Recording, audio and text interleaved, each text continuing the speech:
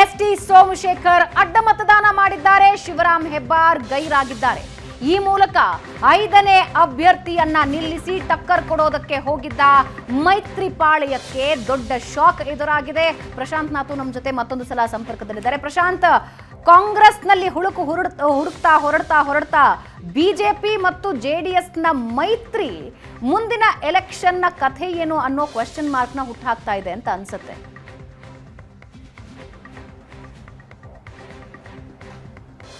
ನೋಡಿ, ಯುದ್ಧದಲ್ಲಿ ಕೆಲವೊಮ್ಮೆ ಈ ಅಸ್ತ್ರಗಳ ಪ್ರಯೋಗಗಳು ಬ್ಯಾಕ್ಫೈರ್ ಆಗ್ತವೆ.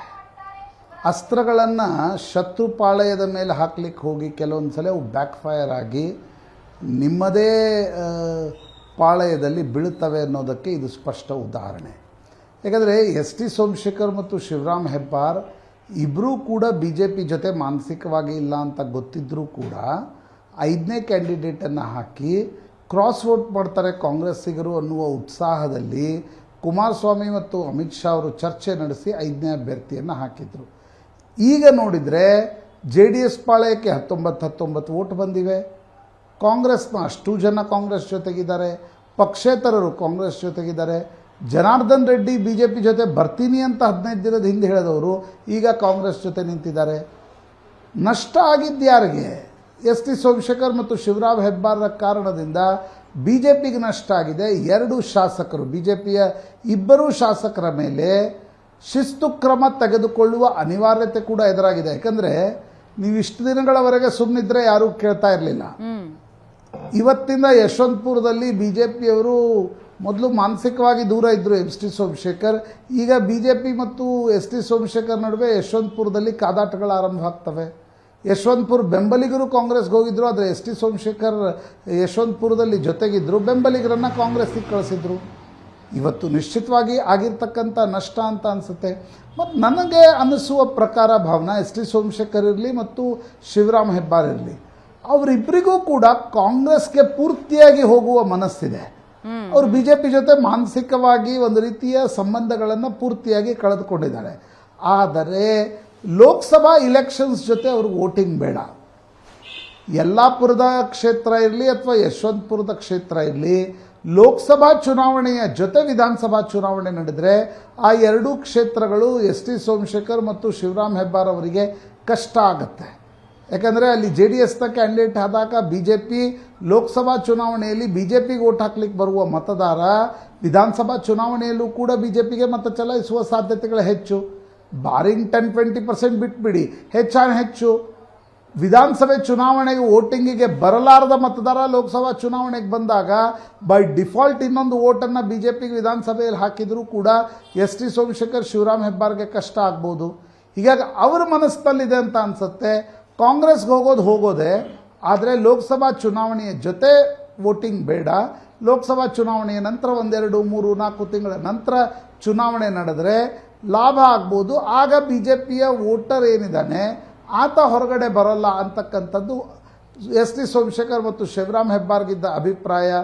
ಈಗ ಬಿ ಜೆ ಪಿ 5ನೇ ಕ್ಯಾಂಡಿಡೇಟನ್ನು ಹಾಕಿ ಉಳಿದವರೆಲ್ಲರೂ ತಮ್ಮ ಮನೆಗಳನ್ನು ಗಟ್ಟಿ ಮಾಡಿಕೊಂಡಾಗ ಬಿ ಜೆ ಪಿಯ ಹೈಕಮಾಂಡ್ನ ನಿರ್ಣಯದಿಂದ ಬಿ ಜೆ ಪಿಯ ರಾಜ್ಯದ ಮನೆ ಮತ್ತೊಮ್ಮೆ ಎಷ್ಟೊಂದು ವಲ್ನರೇಬಲ್, ಎಷ್ಟೊಂದು ಒಂದು ರೀತಿಯಾಗಿರ್ತಕ್ಕಂಥ ಸಮಸ್ಯೆಗಳು ರಾಜ್ಯ ಬಿ ಜೆ ಪಿಯಲ್ಲಿವೆ ಅಂತಕ್ಕಂಥದ್ದನ್ನು ಈ ಒಂದು ಕ್ರಾಸ್ ವೋಟಿಂಗ್ ಸ್ಪಷ್ಟವಾಗಿ ತೋರಿಸ್ತಾ ಇದೆ. ಸರಿ, ಕ್ರಾಸ್ ವೋಟಿಂಗ್ ಮಾಡಿದ್ರೆ ಬೈ ಎನಿ ಚಾನ್ಸ್ ಈಗಲೂ ಕೂಡ ಸೈಲೆಂಟ್ ಆಗಿರುವ ನಿರ್ಧಾರ ಬಿಜೆಪಿ ತೆಗೆದುಕೊಂಡ್ರೆ ಇದು ಯಾವ ರೀತಿ ಸಂದೇಶ ಹೋಗುತ್ತೆ?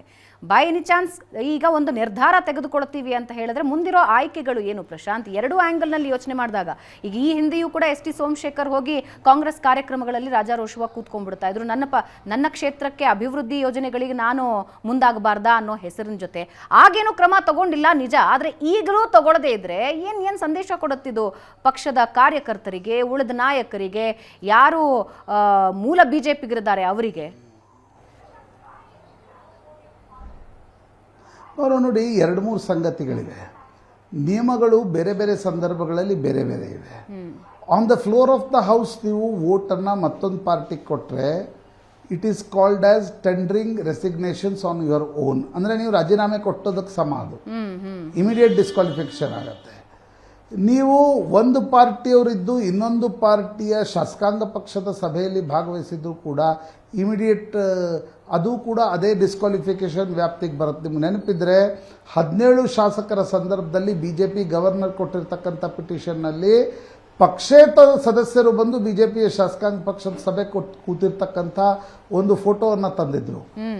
ನ್ಯಾಚುರಲ್ ಜಸ್ಟಿಸ್ ಪ್ರಕಾರ 7 ದಿನ ಬೋಪಯ್ಯ ಅವರ ಅವಕಾಶ ಕೊಡಬೇಕಿತ್ತು, ಕೊಡಲಿಲ್ಲ ಅನ್ನುವ ಕಾರಣಕ್ಕೋಸ್ಕರ ಸುಪ್ರೀಂ ಕೋರ್ಟ್ ಅವರ ಡಿಸ್ಕ್ವಾಲಿಫಿಕೇಷನನ್ನು ರದ್ದುಪಡಿಸಿತು. ಆದರೆ ರಾಜ್ಯಸಭಾ ಚುನಾವಣೆಯಲ್ಲಿ ಅಡ್ಡ ಮತದಾನಕ್ಕೆ ಡಿಸ್ಕ್ವಾಲಿಫಿಕೇಷನ್ನ ಶಿಕ್ಷೆಗೆ ಒಳಪಡೋಲ್ಲ, ಬದಲಾಗಿ ಪಕ್ಷಗಳು ಡಿಸಿಪ್ಲಿನರಿ ಆ್ಯಕ್ಷನ್ನ ಕ್ರಮವನ್ನು ತೆಗೆದುಕೊಳ್ಬಹುದು ಅಂತಕ್ಕಂಥ ಒಂದು ವ್ಯಾಪ್ತಿಗೆ ಬರುತ್ತೆ.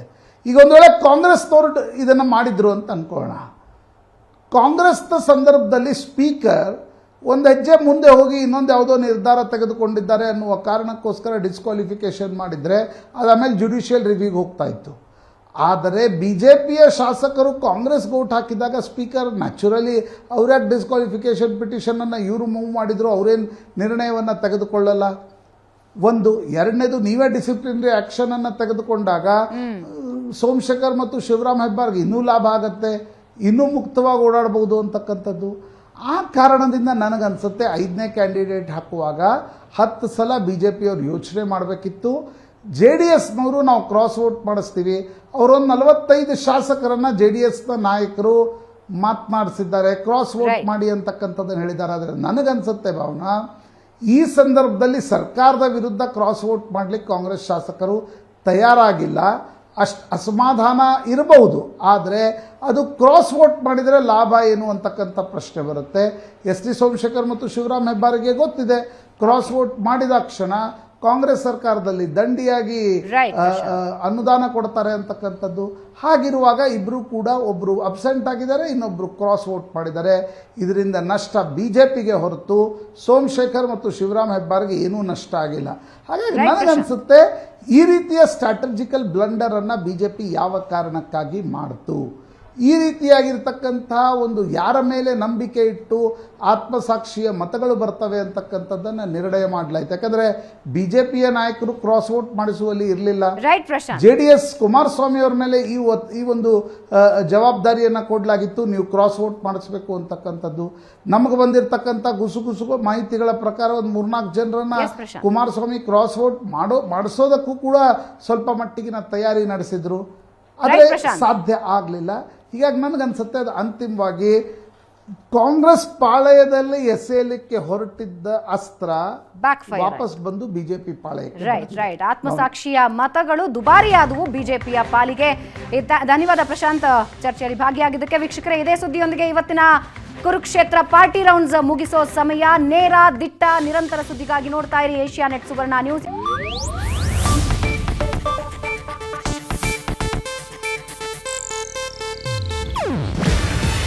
ಇದು ಏಷ್ಯಾನೆಟ್ ನ್ಯೂಸ್ ನೆಟ್ವರ್ಕ್ ಪ್ರಸ್ತುತಿ. ನೀವು ನೋಡ್ತಿದ್ದೀರಾ ಏಷ್ಯಾನೆಟ್ ಸುವರ್ಣ ನ್ಯೂಸ್.